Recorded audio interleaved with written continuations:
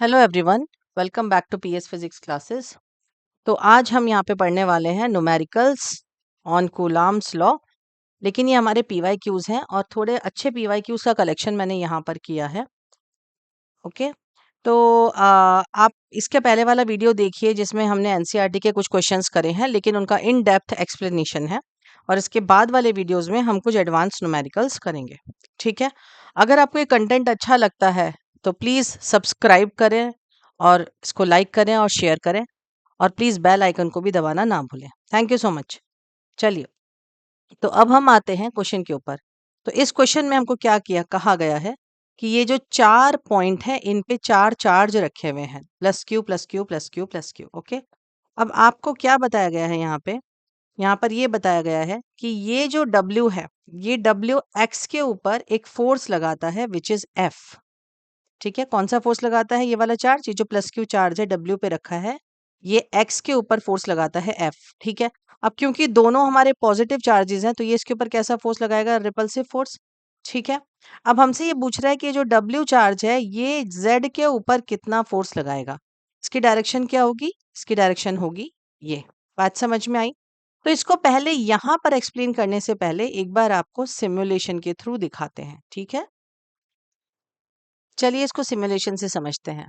तो हमारे यहाँ पर ये चारों चार्जेस जो हैं वो सेम है, इनका अमाउंट भी सेम है, इनकी नेचर भी सेम है, ऑल आर पॉजिटिव। तो क्वेश्चन के अकॉर्डिंग हमें देखना है कि ये वाला चार्ज इसके ऊपर जितना फोर्स लगा रहा है उसके फॉर्म में हमको ये निकालना है कि ये वाला चार्ज इस पे कितना फोर्स लगा रहा है। तो अगर आप ध्यान से देखेंगे तो ये वाला चार्ज इसके ऊपर फोर्स लगा रहा है। देखिए, मैं थोड़ा सा इसको एनलार्ज करके दिखाती हूँ। 5.62 न्यूटन। समझ में आ रहा है? ठीक है, और ये कौन सा फोर्स होगा? It is repulsive force. यहाँ पे जो ये तीन फोर्सेस दिख रहे हैं ये इसकी वजह से लेफ्ट साइड में है और इसकी वजह से अपवर्ड है, लेकिन हमें कौन सा कंसीडर करना है? सिर्फ ये वाला फोर्स। ठीक है, ओके। अब हमें ये देखना है कि ये वाला इसके ऊपर कितना फोर्स लगा रहा है। तो फिर से ध्यान से देखिए, आप थोड़ा एनलार्ज करती हूँ मैं। ये वाला जो फोर्स आपको दिख रहा है ये फोर्स किसकी वजह से है? इस चार्ज की वजह से। तो इसका अमाउंट देखिए कितना दिया है? 1.12 न्यूटन। समझ में आई बात? ओके, क्लियर हुआ आपको फोर्सेस किस तरीके से लग रहे हैं हमारे? इसके ऊपर कैसे फोर्सेस लग रहे हैं और इसके ऊपर कैसे फोर्सेस लग रहे हैं। क्लियर हुआ? चलिए वापस से अपनी पीपीटी पे चलते हैं। देखिए, तो अब ये इसके ऊपर फोर्स लगा रहा है, तो ये कितना फोर्स लगा रहा है? सपोज इसको नाम दिया मैंने F1। ठीक है, और ये वाला है F2। F1 देखते हैं हम। F1 क्या हो जाएगा बाय कूलाम्स लॉ? के क्यू क्यू अपॉन इनके बीच का डिस्टेंस। अब ये डिस्टेंस कितना है? टोटल L दिया है, ये सेंटर में है, तो ये कितना हो गया बेटा? This is L/2। So this is L/2 का होल स्क्वायर। तो ये हो गया आपका 4kq square upon L square. ठीक है, ओके। अब हमें निकालना है F2। तो F2 इज इक्वल टू क्या हो जाएगा? फिर से kq स्क्वायर अपॉन ये वाली डिस्टेंस। अब ये वाली डिस्टेंस कैसी है इसको एक बार आप ध्यान से समझ लीजिए। देखिए, अगर मैं ये इस तरीके से ड्रॉ करूं तो ये तो है L और ये है L/2। तो बाय पाइथागोरस थ्योरम क्या हम इसको निकाल सकते हैं? ये कितना हो जाएगा? L स्क्वायर प्लस L²/4 और उसका स्क्वायर रूट। तो ये कितना हो गया? It is 5L²/4। तो हम यहाँ पे क्या लिखेंगे? हम यहाँ पे लिखेंगे √5L/2। ठीक है, अब इसका हम क्या कर देंगे? Square, right. तो ये कितना हो जाएगा? This is 4kq square upon 5L²। ठीक है, अब हमें क्या निकालना है? F2 को निकालना है F1 की टर्म्स में।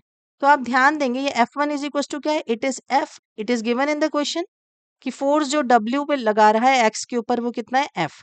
तो अब ध्यान से देखो यहाँ पे कि 4kq/L² क्या है? This is 4kq/L²। तो हमारा आंसर क्या आ गया? F/5। क्लियर हुआ? अब आप ध्यान दो कि ये वाला फोर्स अगर F था तो ये हमारा है F/5। अब हम वापस से अपने सिमुलेशन में चलते हैं और एक बार उससे देखते हैं एग्जैक्टली कि क्या हमारा आंसर सही है। तो ये देखिए, ये हमारा कितना फोर्स है बेटा? ये है 5.62। ओके, तो 5.62 हमारा कितना हो गया? 5.62 this is equal to F। ठीक है, और ये कितना आ रहा था हमारा? F/5। F/5 क्या था हमारा? It is F2। तो F2 कितना हो जाएगा? 5.62/5। So it is 1.12। देखा आपने आंसर? क्लियर, समझ में आ गया अच्छे से? चलिए नेक्स्ट क्वेश्चन पे। चलिए अब सेकंड प्रॉब्लम ले लेते हैं। तो इसमें हमें कहा गया है कि एक इक्विलेटरल ट्रायंगल है, उसकी वर्टिसेस पे 3 सेम चार्जेस रखे हुए हैं, उनका मैग्नीट्यूड भी सेम है और उनका नेचर भी सेम है। अब हमें इसकी वर्टिसेस पे एक ऐसा चार्ज रखना है जिससे कि तीनों चार्जेस इक्विलिब्रियम में रहें। इक्विलिब्रियम क्या होता है ये हम पहले ही डिस्कस कर चुके हैं, ठीक है? तो अब हमें क्या करना है, हम इनमें से कोई भी एक वर्टिसेस चूज करेंगे, उसके ऊपर फोर्स निकालेंगे due to all other charges, right? तो उनका नेट सम क्या होना चाहिए? The net sum should be 0। Okay, clear है? तो चलिए इसको सबसे पहले हम एक सिमुलेशन से समझ लेते हैं। चलिए देखिए, तो हमने यहाँ पे 3 सेम चार्ज रखे हैं, ठीक है? अभी फिलहाल हमने यहाँ पर चार्ज सेलेक्ट किया है विच इज नेगेटिव। इसका सोल्यूशन हम वीपीटी में करेंगे, बस आपको समझाने के लिए। हमने यहाँ पर एक नेगेटिव चार्ज लिया है, ठीक है? तो अगर हम इस चार्ज को कंसीडर करें, इस चार्ज की वजह से इसके ऊपर राइट साइड में आउटवर्ड फोर्स लगेगा और इसकी वजह से इस पे लेफ्ट साइड में आउटवर्ड फोर्स लगेगा, ठीक है? ओके, ये जो नेगेटिव चार्ज है इसके ऊपर कैसा फोर्स लगाएगा? अट्रैक्ट। क्लियर? अब ये जो दोनों चार्जेस आप देख रहे हैं, इन दोनों चार्जेस, सॉरी दोनों फोर्सेस देख रहे हैं, इन दोनों फोर्सेस के बीच में एंगल कितना है? इट इज 60 डिग्री, क्योंकि यहाँ पे भी 60 है, ठीक है? तो बाय यूजिंग पैरेललोग्राम लॉ हम यहाँ पे नेट फोर्स निकाल सकते हैं। तो जो हमारा नेट फोर्स आएगा, the net force should be equal to this force, तभी हमारा ये इक्विलिब्रियम में रहेगा। ओके, और यही चीज तीनों चार्जेस के साथ होनी चाहिए, तभी हमारे तीनों के तीनों चार्जेस कैसे रहेंगे? इक्विलिब्रियम में रहेंगे। अब हम सारे फोर्सेस को मर्ज करके देखते हैं एक बार कि क्या होता है।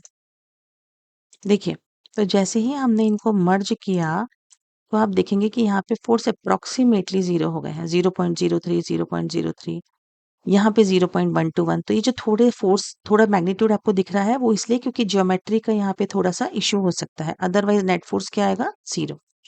यहाँ पर हम एक चेंज करते हैं, ये जो हमारा सेंटर वाला चार्ज है ना, इसको पॉजिटिव बनाते हैं, फिर देखते हैं कि क्या ये तीनों चार्जेस इक्विलिब्रियम में रहेंगे।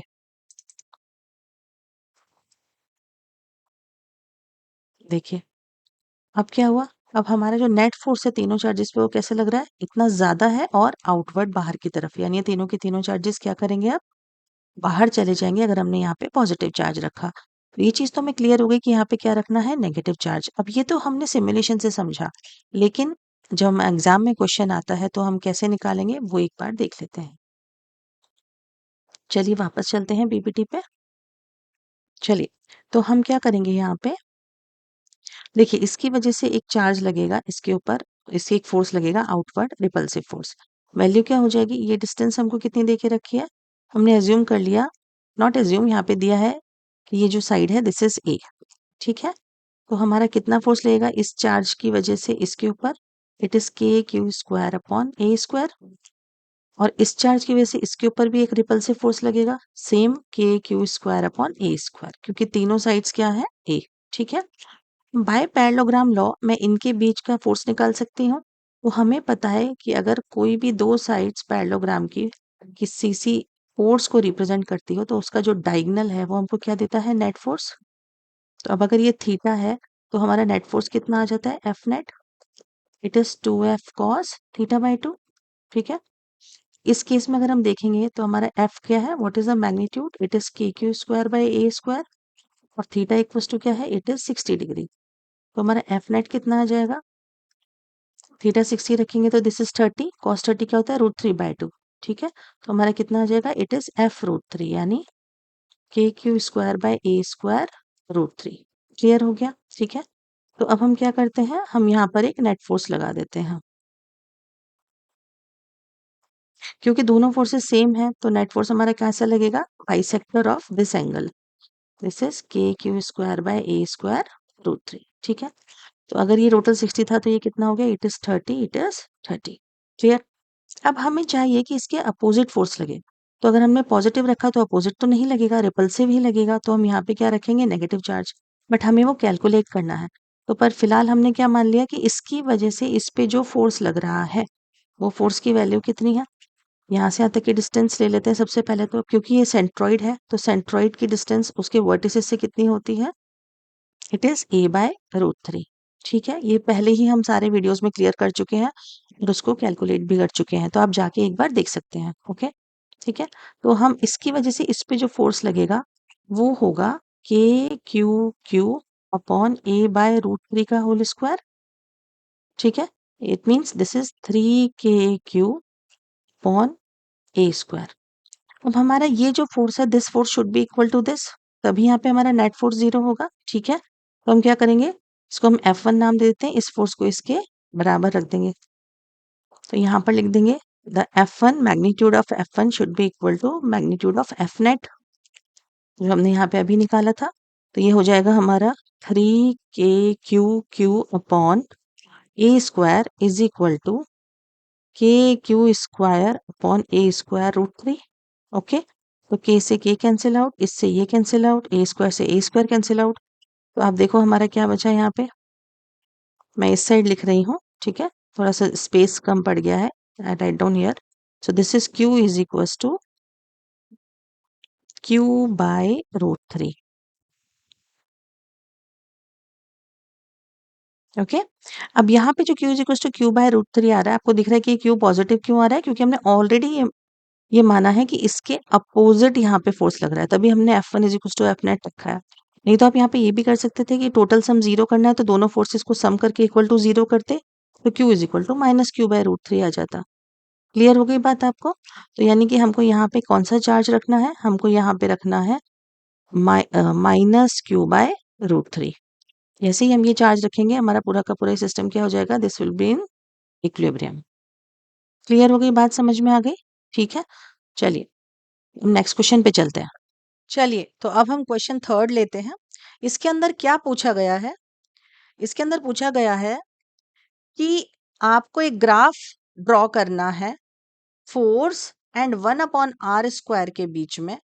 ठीक है, और आपको ये बताना है जब आप इन दोनों चार्जेस और इन दोनों चार्जेस के बीच में फोर्स निकालेंगे कि उनके जो ग्राफ आते हैं उनसे what conclusion can you take out. ठीक है, ओके, तो ये ध्यान देंगे हम यहाँ पर। सबसे पहले हमें पता है कूलाम फोर्स क्या होता है, KQ1 Q2 अपॉन R²। ठीक है, तो अब अगर हम फर्स्ट केस ले रहे हैं, तो फर्स्ट केस में हमें Q1 दिया है 1 माइक्रोकूलाम और Q2 दिया है 2 माइक्रोकूलाम। ठीक है, तो हमारा फोर्स क्या आ जाएगा, दोनों पॉजिटिव है, तो फोर्स क्या होगा, रिपल्सिव फोर्स। तो हम यहाँ लिख देते हैं इट इज रिपल्सिव। दोनों के बीच का डिस्टेंस हमने R ले लिया है, सो this is KQ1 Q2 upon R²। Clear? तो ये कितना आ गया हमारा, it is 2 into 10⁻⁻12 into K upon R²। समझ में आ गई बात?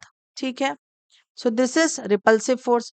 अब हम यहाँ पे आ जाते हैं, यहाँ पे हमको Q1 दिया है 2 माइक्रोकूलाम और यहाँ पे हमको Q2 दिया है -3 माइक्रोकूलाम। तो जब हम यहाँ पे फोर्स निकालेंगे, तो हमारा F अट्रैक्टिव फोर्स क्या आ जाएगा, it is K 2 into 10⁻⁻6 -3 into 10⁻⁻6 upon R²। ठीक है, तो यहाँ पे हमारा कितना फोर्स आ गया, it is -6 into 10⁻⁻12 K upon R²। This is your attractive force, right? It is negative, it is positive. अब इनके बीच में हम एक ग्राफ ड्रॉ कर लेते हैं, लेट्स सी क्या होता है। अब ग्राफ समझ लेते हैं कि ग्राफ किस टाइप से बनेगा। तो हमें ग्राफ बनाना है फोर्स और 1/r² के बीच में। तो क्या इस टर्म को हम कुछ इस तरीके से लिख सकते हैं, 2 इंटू 10⁻⁻12 के 1/r², और इसको भी हम इस तरीके से लिख सकते हैं, sorry this is not R, this is F attractive is equal to -6 into 10⁻⁻12 के 1/r²। आ गई बात समझ में? तो आप क्या देख रहे हो यहाँ पे, फोर्स किसके प्रोपोर्शनल है, 1/r² के। तो जब भी कोई दो टर्म इस तरीके से प्रोपोर्शनल होती हैं, तो हमेशा जो ग्राफ आता है वो स्ट्रेट लाइन आता है। ठीक है, ओके, तो अभी इसको हम समझ लेते हैं कि कैसे होगा ये। देखिए, तो यहाँ पे हमारा जो ग्राफ आएगा, हम यहाँ पर एक कॉमन ग्राफ ड्रॉ करना है। This is this is 1/r², ठीक है, इस डायरेक्शन में। Now this is force F इस डायरेक्शन में and this is force F this direction में, ठीक है। तो यहाँ पे रिपल्शन है, रिपल्सिव फोर्स पॉजिटिव है, तो इसको समझने के लिए आप कुछ इस तरीके से कर सकते हैं। Suppose R is equal to मैंने 2 लिया, ठीक है, तो मेरा जो फोर्स है वो कहीं तो यहाँ पर आएगा, ओके, मैं जनरल ले रही हूँ, लेकिन अगर R इज इक्वल टू 2 लेते हैं तो यहाँ पे हमारा फोर्स क्या है, मैग्नीट्यूड क्या है, ज्यादा है, this will be somewhere here, right, ठीक है। तो अगर हम ग्राफ ड्रॉ करेंगे तो आप इस तरीके से कुछ ड्रॉ कर सकते हैं। ये हो गया मेरा repulsive force proportional to 1/r², और ये हो गया मेरा attractive force proportional to 1/r², ठीक है। बट ये नेगेटिव है इसलिए ये डाउनवर्ड है और ये पॉजिटिव है। तो अगर आप देखेंगे तो स्लोप किसका ज्यादा है, अट्रैक्टिव फोर्स का स्लोप ज्यादा है, तो यानी ये फोर्स हमारा क्या है, this is more than the repulsive force. Clear हो गई बात, समझ में आ गई? चले आगे, चलिए। अब हमारा नेक्स्ट क्वेश्चन है, 3 charges Q, -Q and Q0 are placed as shown in figure. The magnitude of the net force on the charge Q0 at point O is. Eliminate.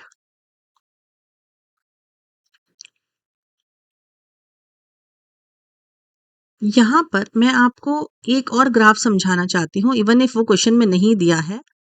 F and R के बीच में F is proportional to 1/r² है, लेकिन अगर मुझे graph बनाना है F and R के बीच में, तो आप क्या देख रहे हैं कि फोर्स R के साथ इनवर्सली प्रोपोर्शनल है, R² के साथ इनवर्सली प्रोपोर्शनल है, मतलब अगर R बढ़ेगा तो फोर्स कम होगा। तो इसको एक सिमुलेशन से समझते हैं जिससे आपको ये अच्छे से समझ में आएगा।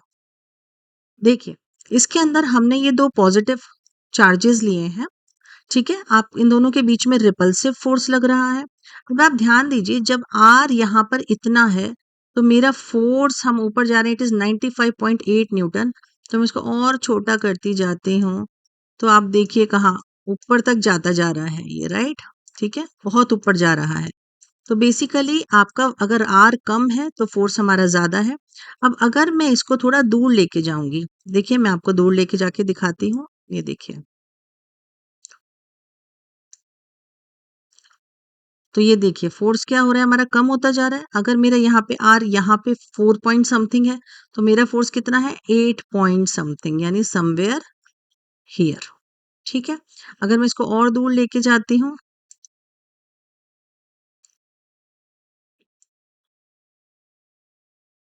ये देखिए, मैं इसको अगर यहाँ पे लेके आती हूँ, तो यहाँ पे मेरा R कितना है, it is 9, sorry not 9, it is 10। तो यहाँ पर मेरा फोर्स कितना है, इतना है, दिस इज 1.69। तो देखिए हमारा फोर्स कितना कम हो गया। तो हम जितना दूर जाएंगे उतना हमारा फोर्स कम होता जा रहा है। तो ये ग्राफ जो है ना, ये आपको वही दिखा रहा है, समझ में आ रहा है?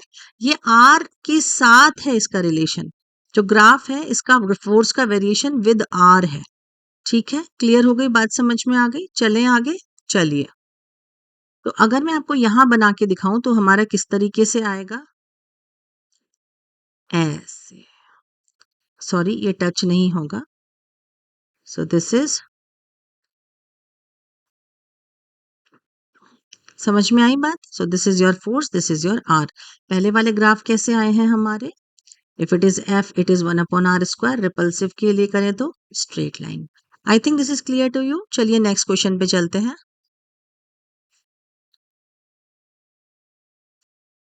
तो हमारा नेक्स्ट क्वेश्चन है, हमको 3 चार्जेस दिए गए हैं, ये -Q है, ये Q0 एंड ये +Q, ठीक है, ओके। तो ये दोनों पॉजिटिव चार्ज हैं और ये नेगेटिव चार्ज है, ये सब सेम डिस्टेंस पे रखे हैं और हमको Q0 पे नेट फोर्स निकालना है। तो पहले इसको हम एक सिमुलेशन से समझते हैं, उसके बाद हम इसको यहाँ सॉल्व करेंगे। चलिए देखिए, ये हमारा पॉजिटिव चार्ज है, ये भी हमारा पॉजिटिव चार्ज है और ये नेगेटिव चार्ज है। तो इन ये वाली distance, this distance and this distance both are same. यहाँ पर मैंने वैल्यू रखी है L is equal to 3 metre, okay. तो अगर इस फोर्स की वजह से, सॉरी इस चार्ज की वजह से इसके ऊपर लेफ्टवर्ड फोर्स लग रहा है और इस चार्ज की वजह से इसके ऊपर अट्रैक्टिव फोर्स लग रहा है। ओके, अब हम देखेंगे कि इसका नेट फोर्स कैसे लगेगा। तो आप ध्यान दें यहाँ पे, अब अगर हम मर्ज कर देते हैं तो देखिए नेट फोर्स की डायरेक्शन क्या हो गई, दिस साइड। अगर आप ध्यान से देखेंगे तो ये जो पहले वाले हमारे ये दो फोर्सेस यहाँ दिख रहे हैं, ये दोनों क्या थे, एक दूसरे के परपेंडिकुलर। तो इसको हम एक पैरेललोग्राम की दो साइड एजेस से रिप्रेजेंट कर सकते हैं। तो पैरेललोग्राम का जो डायगोनल होता है वो क्या देता है हमको, रिजल्टेंट फोर्स। तो यहाँ पर हम रिजल्टेंट फोर्स निकाल सकते हैं। तो वो कैसे निकलेगा वो मैं अभी आपको एक्सप्लेन करूंगी। ठीक है, चलिए वापस चलते हैं अपनी पीपीटी के ऊपर। चलिए देखिए, अब यहाँ पे क्या होने वाला है, हमारा जो ये प्लस क्यू चार्ज है, ये प्लस क्यू चार्ज इधर की तरफ फोर्स लगाएगा। कितना लगाएगा, ये हमको ए दिया है और ये क्यू नॉट है। It is K Q Q not upon A square. और हम, मैं जो ग्रीन से रिप्रेजेंट करती हूँ, ये माइनस क्यू, इस क्यू के ऊपर अट्रैक्टिव फोर्स लगाएगा और ये वैल्यू कितनी हो जाएगी, के Q Q not upon A square. इसको माइनस लिख देते हैं। बेसिकली कोई भी अगर वेक्टर को हम रिप्रेजेंट करते हैं तो वेक्टर में माइनस का मतलब होता है डायरेक्शन अपोजिट होना। तो एनीवे अगर हम यहाँ दिखा रहे हैं तो no need to write this, but still I am writing जिससे कि आपको समझ में आ जाए। ठीक है, okay.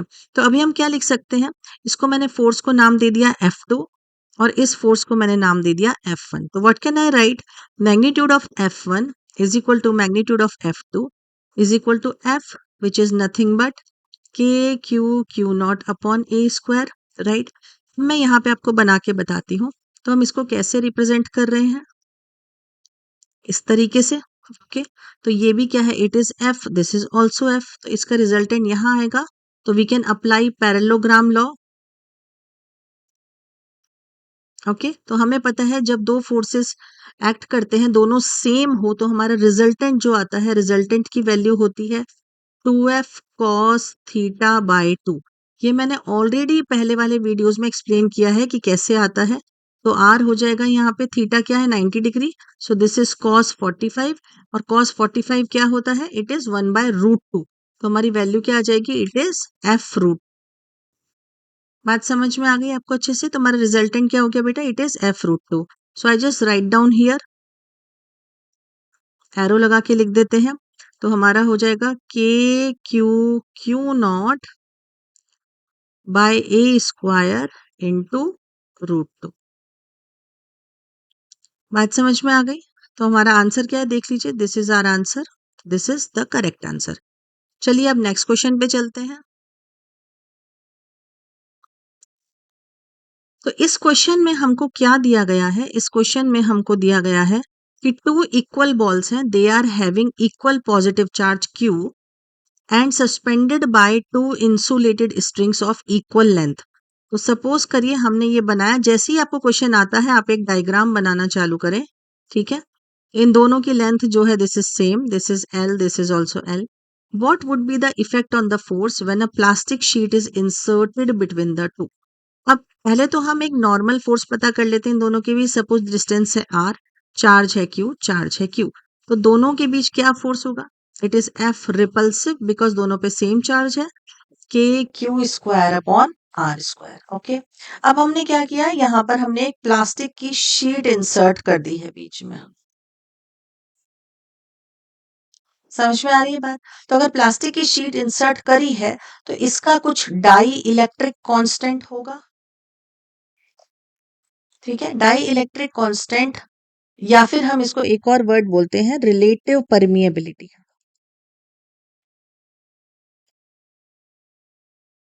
I am sorry, relative permittivity.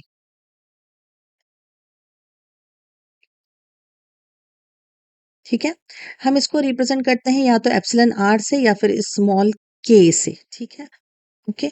अभी अगर हम फॉर्मूला लिखेंगे तो अगर हमने ये इंसर्ट कर दिया तो फोर्स क्या हो जाएगा, F repulsive is equal to 1/4 pi epsilon R epsilon naught Q square upon R square. देखिए यहाँ पे जो फोर्स है इसको भी हम इस तरीके से लिख सकते हैं, 1/4 pi epsilon naught Q square by R square. अब एप्सिलन आर क्या है, डाइलेक्ट्रिक कांस्टेंट, राइट। अब अगर हम एफ रिपल्शन जो यहाँ पे क्रिएट हो रहा है, इसको हम एफ डैश कर देते हैं फिलहाल के लिए।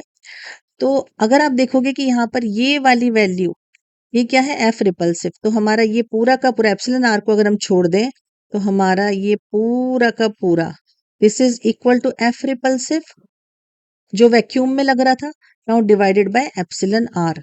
तो अगर हम कोई भी प्लास्टिक शीट इंसर्ट करते हैं किन्हीं भी दो चार्जेस के बीच में, तो उनके बीच का जो फोर्स है वो एप्सिलन आर टाइम्स कम हो जाता है। समझ में आ गई बात? क्लियर हो गया? आगे चलें। तो देखिए इस क्वेश्चन में हमको क्या कहा गया है, इस क्वेश्चन में हमको कहा गया है टू आइडेंटिकल पॉइंट चार्जेस हैं प्लस क्यू, ठीक है, they are kept at 2 metre apart, right, और कहाँ पर है, एयर के अंदर है, okay. Now a third point charge Q of unknown magnitude and sign is placed on the line joining the charges such that the system remains in equilibrium. Unknown magnitude and sign मतलब हमको नहीं पता उसका magnitude क्या है और उसका sign क्या है। तो हमने मान लिया कि वो कहीं तो यहाँ पर प्लेस्ड है और इसकी इससे डिस्टेंस जो है वो है x, तो इससे कितनी हो जाएगी बेटा, इट इज 2 माइनस एक्स। ठीक है, समझ में आ गई बात आपको अच्छे से, राइट, ओके। अब हमें निकालना है कि सिस्टम इक्विलिब्रियम में रहे। तो इक्विलिब्रियम का मतलब मैं पहले भी समझा चुकी हूँ, हम इनमें से किसी भी चार्जेस को डिस्प्लेस करें तो वापस से अपनी उसी पोजीशन पे आ जाए, तो यानी वो क्या कहलाता है, that is the equilibrium, right. तो इक्विलिब्रियम में रखने के लिए अब हम क्या करेंगे, हम पहले सेंटर वाले फोर्स की बात, सेंटर के चार्ज की बात कर लेते हैं। तो sum of forces at this charge should be zero. अब ये अगर सपोज करो ये प्लस क्यू है, तो अगर फोर्स जीरो होना चाहिए तो इसके ऊपर इसकी वजह से जो फोर्स लगेगा और इसकी वजह से जो फोर्स लगेगा दोनों का सम जीरो करना है, ठीक है। तो हम लिख देते हैं यहाँ पे F A B plus F C B should be equal to zero to keep charge Q in equilibrium, right, ठीक है। तो एफ ए बी क्या हो जाएगा, it is K Q Q upon X square, right, ठीक है। Now plus, sorry यहाँ पर हम माइनस लगाएंगे, क्यों माइनस लगाएंगे, क्योंकि दोनों फोर्स अपोजिट होंगे तभी कैंसिल होंगे। K Q Q upon 2 - x का whole square should be equal to zero, right. अब हम इनको कर लेते हैं, तो देखिए यहाँ पर आपका के क्यू ये तो कट ही जाएंगे, ये भी कट जाएगा, तो हमारा क्या आएगा यहाँ पे, 1/x² is equal to 1/2 - x का होल स्क्वायर, ठीक है। तो इसको हम क्या लिख सकते हैं, दोनों तरफ स्क्वायर रूट ले लेंगे, 1/x is equal to 1/2 - x। Now I solve it here, so this is 2 - x is equal to x, तो 2x इज इक्वल टू 2, तो x इज इक्वल टू 1। इसका क्या मतलब हुआ, इसका मतलब ये हुआ कि हमको जो ये थर्ड चार्ज क्यू रखना है ये कहाँ पे रखना है, सेंटर पे रखना है, ये चीज तो क्लियर हो गई। अब हमें ये निकालना है कि ये जो चार्ज है इसका साइन क्या होना चाहिए, पॉजिटिव या नेगेटिव। तो चलिए देखते हैं इसको आगे। अब अगर हमें ये निकालना है तो हमें एक और कंडीशन लगाएंगे, सपोज करिए हमने ये चार्ज ले लिया तो इस पे सम ऑफ फोर्सेस जीरो आना चाहिए। अगर इस पे जीरो आएगा डेफिनेटली इस पे भी सेम प्रोसीजर से जीरो आएगा। तो इनमें से किसी एक पे भी आप कैलकुलेट कर सकते हैं। अगर सम ऑफ फोर्सेस इस पे जीरो आ रहा है तो उससे हमें एक तो इसकी नेचर पता लग जाएगी इस चार्ज की, ठीक है, और इसका मैग्नीट्यूड भी पता लग जाएगा। चलिए आगे चलते हैं। ओके, तो मैं यहाँ फिर से डायग्राम ड्रॉ कर देती हूँ। This is Q, this is Q, this is capital Q, it is x, it is 2 - x। अब यहाँ पे हम ऑलरेडी कैलकुलेट कर चुके हैं x is equal to 1 metre, तो हम इसको इस तरीके से भी बना सकते हैं, q q ये सेंटर में, so this is 1 metre and this is 2 metre, okay. Now this is a, this is b, this is c। अब हम क्या निकाल रहे हैं, to keep charge at c in equilibrium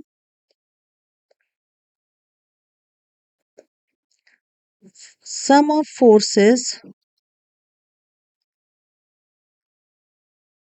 at c should be equal to zero.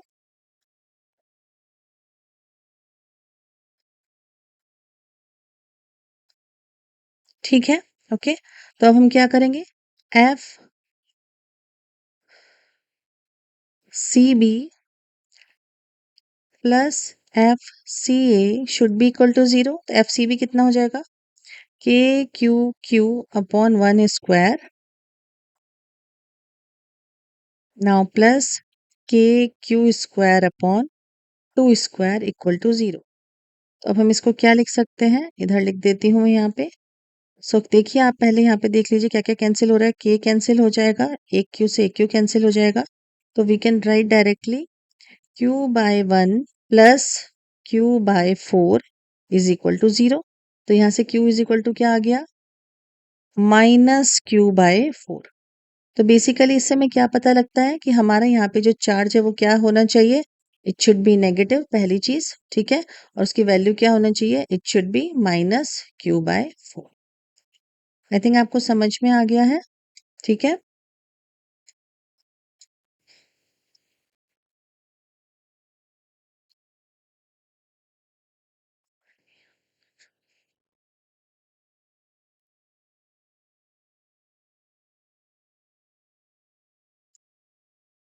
चलिए next question पे चलते हैं। तो अब इसके अंदर हमें क्या दिया गया है? यहाँ पे हमें दिया गया है कि ये दो चार्जेस हैं Q1 एंड Q2, ओके। उनके बीच ये फोर्स लग रहा है और यहाँ पे हमें ऑप्शंस दिए गए हैं। तो पहली चीज तो आप ये ध्यान देंगे कि अगर दोनों में अट्रैक्टिव फोर्स है तो यानी दोनों अनलाइक चार्जेस हैं, ठीक है। तो अगर अनलाइक चार्जेस है तो एक तो पॉजिटिव होगा डेफिनेटली दोनों में से, तो हमने Q1 को पॉजिटिव मान लिया एग्जाम्पल के तौर पे, और Q2 को हमने नेगेटिव ले लिया। तो हमारे जब Q1 और Q2 को मल्टीप्लाई करेंगे तो हमारी जो वैल्यू आएगी वो क्या आएगी? लेस देन 0 डेफिनेटली, क्योंकि ये नेगेटिव आएगा, so that would not be greater than 0। बात समझ में आ गई? और आप चाहें तो इसको सॉल्व भी कर सकते हैं, लेकिन कुछ क्वेश्चंस ऐसे होते हैं जो आपको देख के समझ के करने चाहिए। तो यहाँ पे हमारा आंसर क्या आ जाएगा? Q1 Q2 is less than 0, ठीक है, क्लियर। तो ये हमारा लास्ट क्वेश्चन था। इसके बाद जो हम वीडियो आने वाला है उसमें हम कुछ एडवांस क्वेश्चंस लेने वाले हैं गुलाम्स लॉ पे, तो उसको आप ज़रूर देखिए। तो आज ये वीडियो हम यहीं पे ओवर करते हैं। Thank you so much, and if you have like the content then please subscribe, share and like. Thank you.